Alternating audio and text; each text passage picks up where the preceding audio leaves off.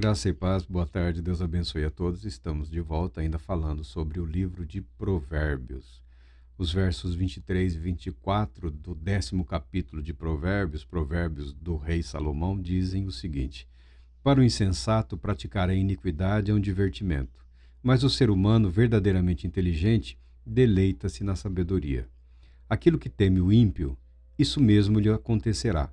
O que os justos esperam, lhes será concedido. Como passa a tempestade, assim desaparece o perverso, mas o justo permanecerá firme para sempre. Graças a Deus pela sua palavra, que o Santo Espírito nos conceda graça e sabedoria para a reflexão nesse texto. O que me interessa aqui, no momento, é o verso 24, que diz aqui: aquilo que teme o ímpio, isso mesmo lhe acontecerá, e o que os justos esperam, lhe será concedido. A primeira leitura, a leitura superficial, como eu falo, a pessoa acredita que somente o ímpio tem medo e que o justo não tem medo. Não é bem assim. O justo, o fiel, aquele que teme a Deus, aprende a transformar ou aprende a permitir que Deus, pela sua palavra, pelo seu espírito, transforme os medos e os temores em esperança. O chamado ímpio, aquele que não conhece a Deus, ou aquele que se recusa a conhecer a Deus, ou mesmo aquele que conhece a Deus, mas se recusa a obedecer-lhe, porque é impossível conhecer a Deus e não tomar uma posição, e não tomar uma decisão. É impossível. Ou é a submissão ao Todo-Poderoso, o reconhecimento, a gratidão pelo que Ele é e pelo que Ele por nós realizou, ou uma vida de indiferença. A neutralidade não existe nesse sentido. Por isso a palavra de Deus dá esperança para todos aqueles que, mesmo não conhecendo totalmente a palavra de Deus, não conhecendo o caminho proposto por Deus, tais pessoas que buscam viver em retidão, que buscam viver uma vida correta e justa, invariavelmente serão conduzidas, serão apresentadas ao caminho proposto por Deus, Cristo Jesus. Essa é a esperança, esta é a promessa contida na palavra de Deus, tá? Mas a Bíblia fala aqui que o medo se realiza, o medo se concretiza. Não que o cristão não tenha medo, mas o cristão deve aprender a transformar os seus medos em esperança. É uma coisa muito simples, é um exercício mental muito simples. Algumas pessoas têm medo do quê? Não vamos falar desses medos tolos de inseto, barata, isso, aquilo. Medos em relação à vida. Os pais têm temores em relação a seus filhos. Tá? Os jovens têm medos, temores, receios em relação ao futuro, à vida adulta, à vida de responsabilidade. Então, ter medo é normal, a condição humana, tá? É natural, é perfeitamente compreensível. A criança, quando descobre que a morte existe, que a vida ela é frágil, ela entra num processo aí, desde pequenininha, que se inicia com um certo medo ou receio, mas à medida em que ela vai sendo confrontada com a realidade da vida, ela vai superando esses medos, ela vai amadurecendo, ela vai crescendo. Estranho é, no mundo de hoje, adultos com medo. A palavra morte, para alguns, é algo assim que deve ser evitado, né? Eu já vi pessoas mais velhas do que eu até, quando se fala de morte, isso, aquilo, eu falo, não falo sobre isso. Não falo de jeito nenhum. É estranho, mas isso existe. O ímpio, essa pessoa aqui, apresentada pelo salmista, ele fatalmente verá na sua vida os seus medos se realizando, tá?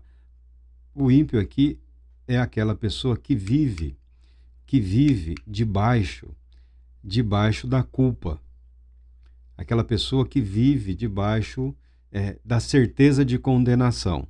Não necessariamente orgulho, soberba, nada disso, mas a pessoa que é dominada pela culpa. Aquela pessoa que não encontra paz, não encontra forças para superar os seus próprios medos ou fracassos e coisas desse tipo. Então, essa pessoa é refém do medo. Refém do medo. O justo aqui, ou o justificado, por outro lado, a sua esperança se realiza, porque a nossa esperança está em Deus. A nossa esperança está em Cristo Jesus. E Deus não falha, Deus não erra, Deus não se engana, Deus não trapaceia, Deus não brinca com absolutamente ninguém, tá? Deus não brinca de salvar, Deus não brinca de ser Deus. A religião é algo sério, sempre foi. Somente nos dias atuais aí que a coisa degringolou um pouco, tá? E não é somente hoje, na verdade, em vários momentos, de vez em quando a coisa desanda feio. Então nós ainda não estamos, ainda não precisa ficar preocupado, não estamos no fundo do poço. Ainda há uma ampla margem para piora. E eu creio que vai piorar. Por outro lado, há um caminho proposto por Deus que conduz à superação, restauração, renovação, justificação, santificação. Não muda. Deus não muda o seu propósito. Deus não muda as suas promessas. Então, nós temos algumas pessoas, ímpios e também cristãos, que vivem debaixo da culpa, que vivem debaixo do medo, da condenação. Pode perder o medo. Pode perder o medo, porque o ser humano é condenável. O ser humano, por si só, por si mesmo, ele é incapaz de agradar a Deus. Você fala, mas muitas pessoas têm uma vida boa, uma vida justa. Eu sei disso. Mas a justiça e a santidade, conforme exigidas por Deus, são inatingíveis pelo ser humano. Pela fé em Cristo Jesus, nós somos participantes da perfeição de Cristo Jesus, a nova humanidade gerada pela fé em Cristo Jesus. Leva um tempinho para você entender isso daí. Não é que Deus se faz de cego, não é que Deus ignora ou deixa para lá os pecados do cristão, os pecados do fiel, os pecados daquele que teme a Deus. Não, não é isso. É uma questão de pertencimento, é uma questão de regeneração, de renovação, de transformação, de um aperfeiçoamento que nós não vemos nesta vida, nós não encontramos.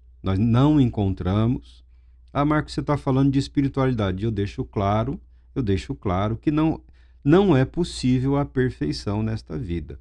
O processo de aperfeiçoamento é possível e é necessário. É uma busca, é uma caminhada, é uma dedicação. Mas nós, por nós mesmos, não conseguimos nos justificar ou nos santificar de maneira a agradar a Deus. Nós conseguimos produzir aí, quando muito, algumas esquisitices, né? As esquisitices espirituais, as esquisitices denominacionais, os estranhismos religiosos, tá? Quando a pessoa força, só sai coisa estranha aí, que não ajuda ninguém, só atrapalha, tá?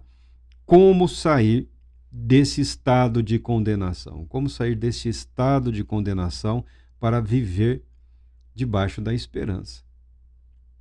A Bíblia declara que o que permanece, que o que será levado para a eternidade, aquilo que conduz à eternidade é a fé, a esperança e o amor. Fé, esperança e amor. Tá? Referências a Cristo Jesus, referências à revelação do amor de Deus em Cristo Jesus, referência às forças que atuam na vida do ser humano com o propósito de conduzi-lo à vida eterna. Permitir que Deus transforme o seu medo em esperança. Eu tenho medo em relação ao filho, tenho medo em relação à filha, eu tenho esse medo em relação ao marido, eu tenho esse medo em relação à esposa, a política, meu Deus, a política, né? A política aí tá indo como sempre foi. A economia, Jesus, estão dizendo aí que tá bom, mas o meu bolso está dizendo que está difícil. Medos. A pessoa que vive debaixo do medo, ela se torna refém, ela se torna um escravo do medo. E fatalmente, e fatalmente ela será derrotada por ele. Jesus, inúmeras vezes, disse: não tenham medo. Por quê? Porque os discípulos, os apóstolos, estavam com medo, estavam amedrontados. Jesus proíbe, é um mandamento. Não se deixe amedrontar. Vai tremendo ali, as pernas tremendas, mas vá, faça, obedeça. Ou você se submete a Deus, ou você se submete à opressão do medo. O medo pode ser transformado em esperança. Em esperança. Em Cristo Jesus, eu aguardo que esse mal não se concretize. Em Cristo Jesus, eu tenho esperança que os medos e receios não passem apenas disso, pensamentos tolos, pensamentos vãos, porque eu sei que o meu Deus, como diz o apóstolo, em sua riqueza gloriosa, supre em Cristo Jesus todas as nossas necessidades. Eu creio nisso, eu creio que o meu Deus, em sua riqueza em glória, o apóstolo Paulo fala o meu Deus, aquele que me resgatou do erro. Porque Paulo era um homem que se comportava, o rabino Saul lá, de uma maneira tão violenta e agressiva? Medo. O medo torna as pessoas, inclusive, violentas. O medo pode fazer com que as pessoas se deixem dominar pelo ódio. O medo também cega, o medo obscurece, né? O medo concentra a atenção da pessoa para aquilo que ainda não aconteceu, para o mal que ainda não existe. A pessoa sofre por antecipação, a pessoa dominada pelo medo, ou sofre além da medida. Hoje existem tratamentos e terapias, né, para ajudar as pessoas a vencerem as manifestações do medo. Tem medo de tal inseto, tem medo disso, tem medo. Eu conheço gente que, uns cabra forte, valente, tudo, mas se uma gota de sangue, bluf, desmaia, não pode ver sangue, né? Dele, né? Dos outros até passa, mas o dele, se ele vê o sangue dele, ele desmorona, acaba o homem, né? Você fala, Jesus, o que é isso? É alguma coisa que não está muito bem na cabeça desse indivíduo. Alguma coisa lá que está fragmentada, que está quebrada, que não está muito certa.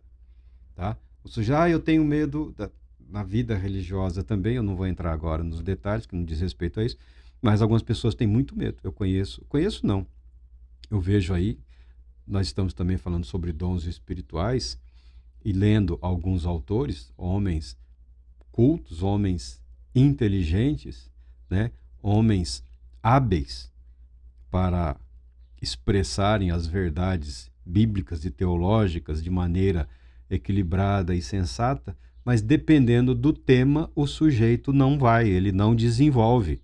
Ele nunca desenvolveu. Você fala, Marco, por quê? Medo. A vaidade, o orgulho, a soberba, a arrogância, né? O universo intelectual no qual eles vivem. Né? A pessoa tem medo. Medo de perder o emprego, medo de perder o contrato com a editora, medo de a igreja dispensá-lo, medo de perder os amigos, medo, porque ele não aceita viver determinada verdade bíblica por medo de ter que mudar, por medo de ter que abrir mão, por medo de ter que reconhecer que a vida humana ela é valiosa, não em termos absolutos. A vida humana ela é valiosa, ela é preciosa porque ela é obra do Todo-Poderoso Deus. O valor da vida humana é atribuído por aquele que a criou. Tá? E algumas pessoas não aceitam isso. Preferem outras teorias, como se a vida fosse autoexistente, né? Eu existo por mim mesmo. Quem faz a minha vida sou eu. Não preciso de ninguém. O medo. O cristão deve seguir, caso queira, tá? Caso queira, que Deus não, você não vê Deus arrastando ninguém aí lança uma corda e sai arrastando o sujeito pela rua. Não tem. Deus não obriga. orienta, aconselha, direciona, capacita, se revela, manifesta a sua glória, capacita com palavras e fala, vai. Se o sujeito não vai, fazer o quê? Não vai porque não quer. Não se supera porque não quer. Algumas pessoas estão muito confortáveis consigo mesmas, no mundo, no ambiente, inclusive religioso e espiritual. É o que alguns chamam de zona de conforto, né? O sujeito tem um pleno domínio, ele declara que tem um pleno domínio da fé, do conhecimento, mas se você parar para observar, ele vive naquele gueto ali, naquela margenzinha ali apertada, né? Porque ele está confortável, Então não precisa se preocupar, não precisa ter medo. Afrontas virão, ofensas virão, ataques virão, traições ocorrerão, tá? Injustiças ocorrem. Tudo isso que você pode pensar em algum momento são naturais, são condizentes com a situação humana atual.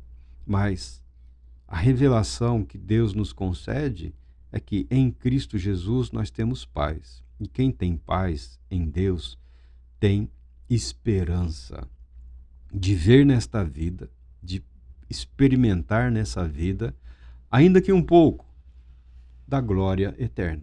Por que não? E é o que a palavra de Deus nos ensina. Aquele que crê, aquele que acredita, terá a consolação do Espírito Santo, a presença do Espírito Santo, a comunhão do Espírito Santo, uma vida de restauração, uma vida de fé, uma vida de esperança, uma vida de superação. E, lendo os textos sagrados, você descobrirá que um pouquinho da glória eterna pode se manifestar na vida humana, pode se manifestar na experiência religiosa, porque é uma promessa de Deus, é uma bênção de Deus. Não custa nada para Deus abençoar aqueles que creem. Que a Bíblia declara que Deus é galardoador, né? Deus tem um galardão, Deus tem uma recompensa. Deus recompensa aqueles que o buscam. Há recompensas, tá?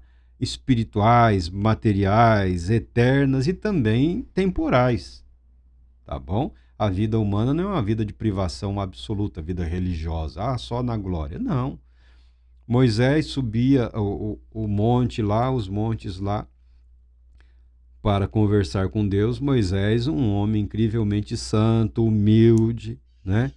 E subia, ficava tempos e tempos em comunhão com Deus. Quando descia a glória de Deus, ainda se apresentava no rosto, né? É a parte do corpo que ficava visível naquele tempo, tá bom? Você não vai pensar em Moisés andando de rasteirinha aí, bermuda e camiseta regata, tá? Os povos nômades daquele período usavam e ainda usam roupas e muitas roupas para proteção do calor e retenção da umidade do corpo. O rosto de Moisés, o corpo de Moisés brilhava, resplandecia, né? Refletia a glória de Deus durante o dia, durante a luz do sol.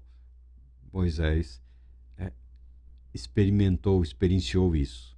E para que as pessoas não se assustassem quando a glória de Deus, a glória de Deus é a glória de Deus, o reflexo da glória de Deus no ser de Moisés, na vida de Moisés, ia diminuindo a intensidade, ele usava um véu, tá? Ele usava um véu para cobrir o rosto, para evitar que as pessoas ficassem com medo. Olha, o brilho da glória está diminuindo, Deus está nos abandonando. Não, então ele não se exibia. Moisés não era Moisés não era como alguns hoje em dia, um exibidão, né? Eu brilho de dia, eu brilho de noite, tá? Não tem, é um homem santo mesmo, um homem humilde, devotado a Deus, mas que experimentou nos seus dias, na sua vida, muito, muito do que Deus tem para todos aqueles que creem durante toda a eternidade. Vencer o medo, né? Tem até músicas aí, tem cânticos, tem uma série de coisas. Onde habita o Espírito de Deus, nesse lugar, a liberdade, a libertação.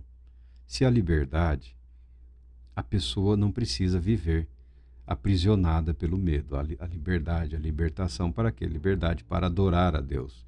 A liberdade para viver pela fé. A liberdade para que a vida expresse a esperança.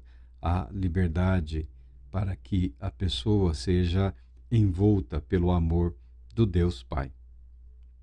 Então, não se deixe escravizar pelo medo, não se deixe escravizar pelo medo. Isso, o salmista, o escritor de Provérbios, declara que é uma marca na vida daqueles que não temem a Deus, daqueles que não temem a Deus e que veem nas suas vidas todo o mal do qual sempre tentam fugir. A vida do fiel é de contemplação da realização das suas esperanças. Meu Deus, obrigado, porque aconteceu. Se demora ou não, essa não é a questão. A vida daquele que teme a Deus, a vida do justo, é a vida de contemplação da esperança se transformando em realidade. Deus Todo-Poderoso te abençoe, te proteja e te conceda paz, muita paz.